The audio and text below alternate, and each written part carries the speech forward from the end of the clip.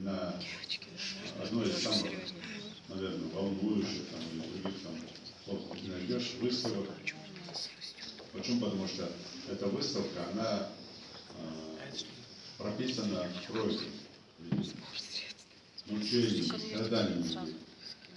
Кто-то, кого это не коснулось, наблюдая со стороны, может сказать, да, это были предатели, изменники, враги народа, враги власти и так далее. Но это их не коснулось.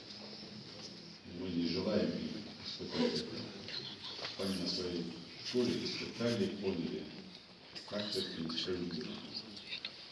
А мы с вами, народы, которых это коснулось, и родственники тех, потомки тех, чьи родные и близкие в этих застенках были замучены, которые вышли последовательно, умерли от этих мучений, должны помнить, и передавая из поколения в поколение, должны сохранить то самое главное.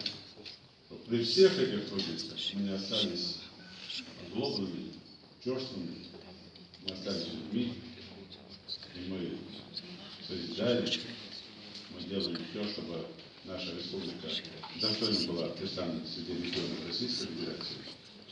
И у нас прекрасная, красивая, хорошая, воспитанная молодежь, у нас прекрасные старики, у нас есть будущее. Будущее в составе нашей великой страны. Это главная задача, когда мы смотрим на эту выставку, наблюдаем и делаем определенные выводы. Я хочу искренне сказать спасибо всем организаторам этого процесса, этой выставки, вам в том числе. И максимально мы делаем так, чтобы не только сегодняшний день, там, те, кто пребывает на эти выставки, и в эти дни там, носить свою долю республики в строительстве этого памятника. Этот памятник, он для всех и о всех. Не надо думать, что он где-то в Москве стоит, и нас это не касается. Касается всех. Всех народов. Память о всех народах, о всех людях, личностях. И я, как глава республики, перечислю одну месячную зарплату свою в честь этого такого мероприятия. За мной последуют и наши чиновники, власти ближайшие, власти имущие. Ну а так